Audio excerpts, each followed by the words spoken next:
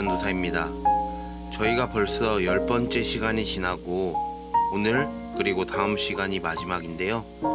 시간이 무척이나 빠른 것 같습니다. 우리는 지금 아이들이 인생을 살면서 겪는 트라우마를 극복하는 것들에 대해 나누고 있는데요. 아이들이 트라우마를 겪고 나서 생기는 모습들을 살펴보았습니다. 이번 시간에는 마지막으로 아이들이 트라우마를 겪은 후 자연스럽게 표출되는 분노에 대한 이해와 그것을 어떻게 극복시켜야 하는지에 대해서 나누어 보려고 하는데요. 부모교육 11번째 시간 더디고 바르게에 대해서 이야기해 보려고 합니다. 트라우마와 분노는 동전의 앞뒷면입니다. 트라우마를 경험한 거의 모든 사람들은 분노를 표출합니다. 즉, 분노는 트라우마의 정상 반응입니다. 이 분노의 대상은 누구를 막론하고 어느 곳이든 향합니다. 자신을 힘들게 만든 가해자, 외면한 주변 사람들, 연약한 자신, 부조리와 불합리로 가득한 세상, 비효율적인 사회 시스템, 그리고 신에게도 분노의 화살이 날아갑니다. 이런 분노에는 불만족이 숨어 있습니다. 충족되지 못한 욕구가 숨어 있는 것이죠. 트라우마는 깊은 슬픔을 동반하니 기쁨과 행복이라는 정서적 욕구를 채울 수 없습니다. 상처는 남을 믿지 못하게 하여 우리를 고독 속으로 밀어넣게 되죠. 그 때문에 관계를 통해 충족되어야 하는 애정과 관심의 욕구가 해결되지 않습니다. 무엇보다도 트라우마는 자신을 돌보지 못하게 하므로 내가 가지고 있는 일상적이고 기본적인 필요들이 채워지기 어렵습니다. 이런 온갖 불만족들이 분노의 불구덩이 풀무지를 해대기에 분노의 화기는 사그러지지 않고 더욱 뜨거워집니다. 분노가 트라우마에 뒤따르는 정상적인 반응이긴 하나 어떤 분노의 대가는 꽤 비쌉니다. 누구나 화 한 번 잘못 냈다가 만만치 않은 비용을 지불한 경험이 있을 겁니다. 그것은 분노의 질이 나쁘기 때문인데 전문가들은 이런 분노를 파괴적 분노라고 지칭하죠. 이 파괴적 분노에는 3가지 특징이 담겨 있습니다. 첫 번째는 이 분노가 위험한 언어나 행동으로 표현되는 경우이죠. 화가 나는 것과 화가 어떻게 표현되는가는 사뭇 다른 것입니다. 화가 나는 것이 어쩔 수 없는 반응이지만 어떤 식으로 화를 표출하는 것은 선택의 문제이죠. 거친 언행으로 표현되는 분노는 자주 자신이나 남을 공격하는 형태를 취하기 때문에 파괴적 분노입니다. 그런가 하면 파괴적 분노의 2번째 특징은 자신이 화가 났다는 사실을 모르는 상태에서 내는 분노입니다. 정신역동적으로 억압된 분노, 부정된 분노라고 볼 수 있습니다. 끔찍한 일을 당한 후 종교적인 이유나 과도한 자의식 혹은 기타 사회적인 압력 등으로 인해 적절한 분노의 표현이 제한되었던 사람이 자신도 모르게 분노를 표출되는 경우이죠. 주변 혹은 스스로가 이런 것은 화를 내면 안 된다고 이야기하거나 인식함으로써 분노를 표현하지 못하였다가 다른 모습에서 그 엉뚱한 셈이 터지는 것과 같은 겁니다. 마지막으로 너무 자주 화가 나는 경우, 그 화난 상태가 지속되는 경우, 사소하거나 중립적인 일에도 빈번히 화가 나는 경우도 파괴적 분노의 특징입니다. 사람의 심리는 아무리 안 좋은 감정이 발생한다고 하더라도 시간이 지남에 따라 긍정적인 상태로 돌아가려는 경향이 있습니다. 그것을 전문가들은 회복 탄력성이라고 부르기도 하고 자연 치유력이라고 부르기도 합니다.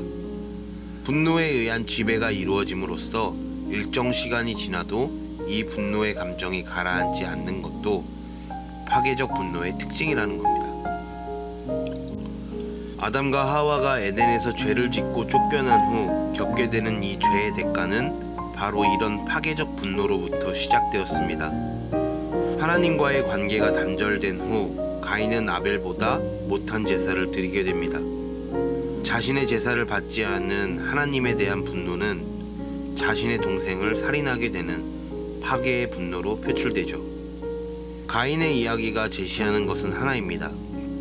죄인은 누구나 파괴적 분노를 가질 수 있고 이 파괴적 분노는 혈육이라 할지라도 그 관계를 파탄낼 수 있다는 겁니다.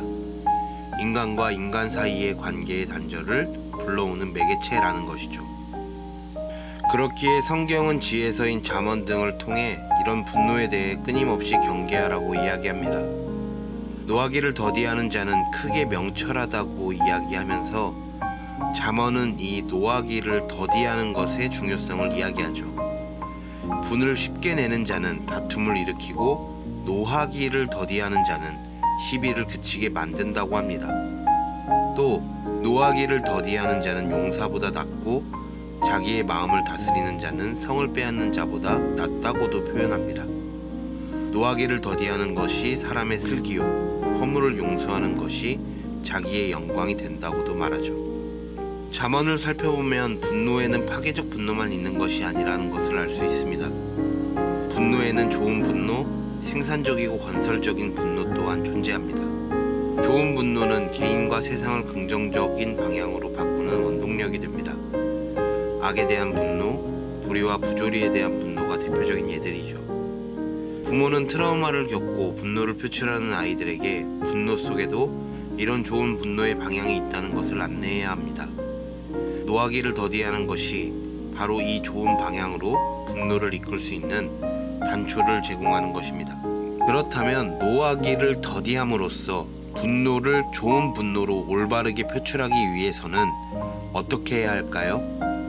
먼저 자신의 분노 상태를 체크해야 합니다. 이것에 대해 분노 온도계라는 방법이 하나의 방법이 될 수가 있습니다.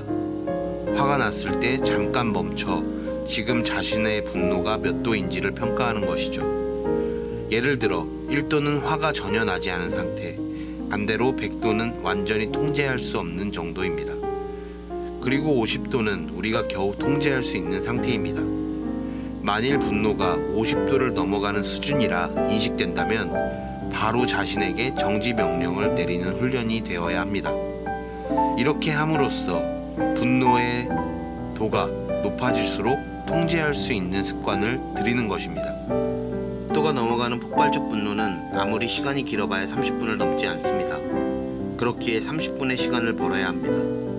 만약 자녀가 폭발적 분노를 보임과 동시에 부모의 통제가 일어날 경우에는 아이들에게 충분한 시간 동안 정해진 공간 안에서 편안하게 자신의 분노를 달래도록 허락해야 합니다.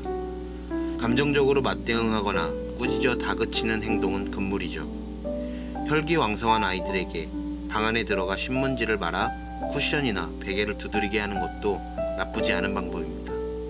핵심은 30분을 보장하고 기다리는 데 있는 것이죠. 일정한 시간이 지났다면 그 다음은 자신과 남에게 피해가 되지 않는 방향으로 분노를 표현하도록 유도해야 합니다. 적절한 언어 표현을 통해 대화의 장에 들어감으로써 그 화의 원인을 찾을 수 있습니다.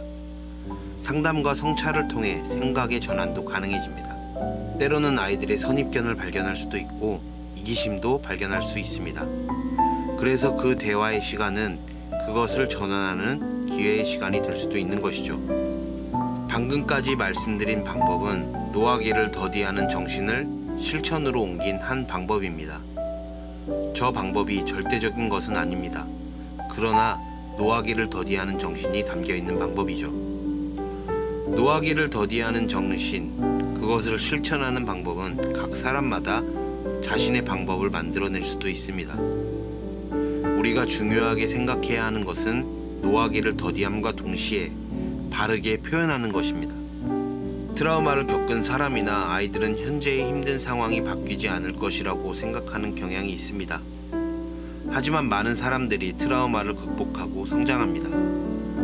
우리 아이들도 언젠가는 예상하지 못한 트라우마를 겪게 될 것이고 그것을 극복하며 성장해 나갈 것입니다.